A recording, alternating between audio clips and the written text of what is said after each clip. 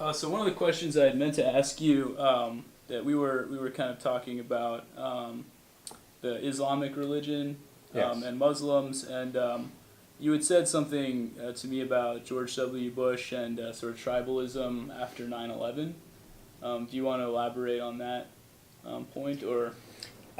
George W. Bush philosophically understood that we could not be doing these various wars uh, as wars against Islam itself. I mean, he said as much. Unfortunately, two things are true. One is the magnitude of the war efforts, and frankly, in Iraq, everybody now understands it was a total mistake to go into that country at all. So the trillions um, wasted in that effort, are just, it represents capital that just flushed down a virtual toilet. The magnitude of what we did, I think, in Afghanistan is again out of the bounds that's appropriate to go after one criminal by the name of Osama bin Laden and his fairly tiny band of misanthropes. And they should have been treated, maybe as a punishment to the Taliban when we first kicked them out of Afghanistan. Then we could have said, well, that's enough for the Taliban. Let's see what we can do to go after Osama bin Laden and his remaining extremists. But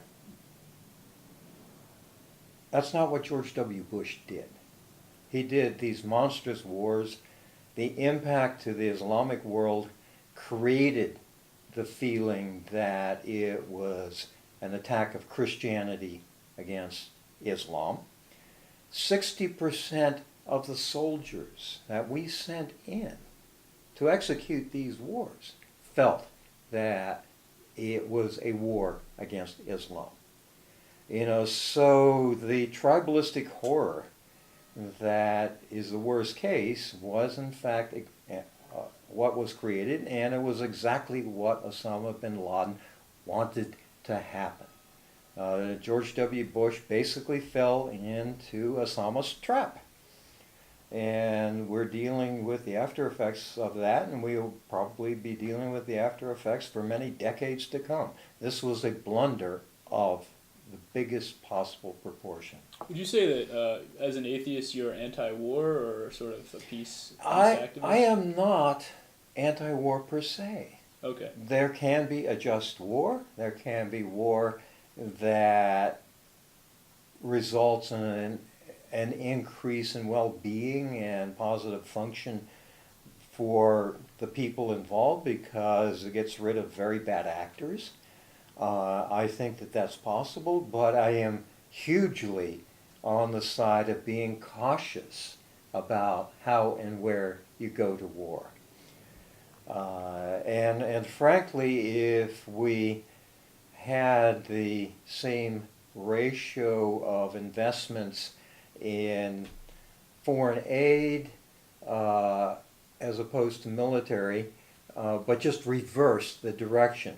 If we had 600 billion a year for foreign aid, where we're uplifting the rest of the world, and then have a few much smaller billions for the military, perhaps we'd be much better off as a society. The rest of the world will look at the United States and say, what wonderful, profoundly glorious, great people we are. They would be celebrating us and be on our side to such an extent that people who wanted to do what Osama bin Laden is doing, or did, would be just seen as lunatics to be hunted down within their groups. Right, right. Not within the other group Yes. that's looking to kind of villainize them. Exactly. I mean, the understanding of us would be obviously just hugely, massively different. And frankly, we'd be transforming the earth into the closest thing to a heavenly paradise. 600 billion a year to uplift the entirety of the rest of the world would be massive. And do you think that it would ever be possible for an atheist to to be in the government openly as an atheist? Well, or? clearly that is coming. Okay. I mean, you look at the polling data over years. I think recently it finally dropped below 50% who were saying, under no circumstance could I vote for an otherwise qualified atheist. And that ratio is going to continue to go down. Yeah, we'll continue to leave with the older. With the older people. And now, unfortunately, in terms of politics, which is what I think I'd like to introduce another Sure, go ahead. problem here. Okay.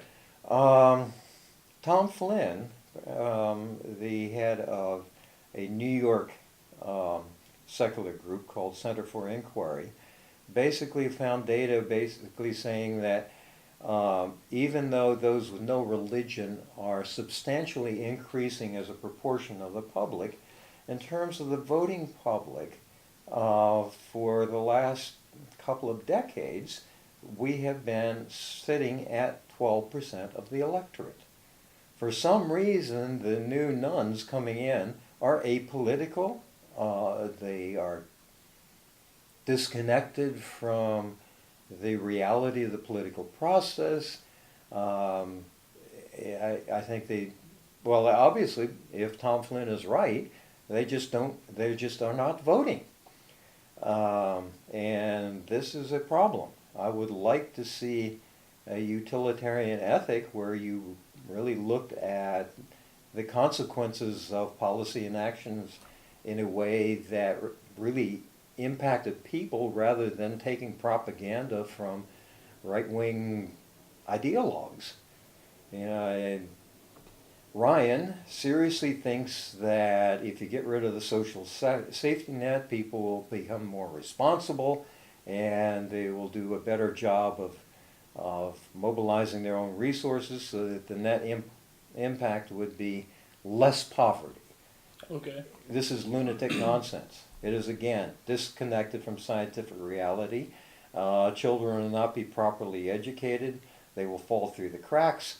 The horror of what happens as we ramp up a growing underclass is going to be a disaster of epic scale for our country.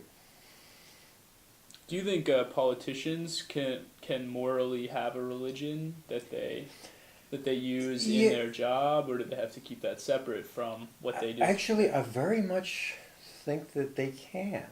You see, there's sort of a presumption that, from the atheist secular perspective, that it's almost mandated that having a religion means that you believe in crazy stuff. Okay. But consider Bernie Sanders. He claims to have a Jewish faith. He articulates this as caring for everyone. We are all in this together. That was, I think, a quote that he used at one point to capture his spirituality. And I think there's a lot of kindness and thoughtfulness that on occasion occurs within the mind and worldview of believers. And I think that people who want to create something positive in the future have, from the secular side, have a natural alliance with people who have that type of understanding.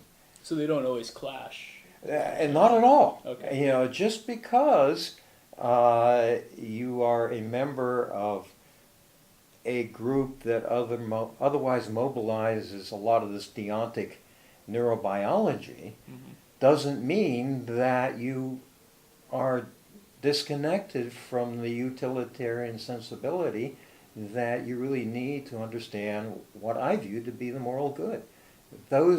That ability to perceive is still there.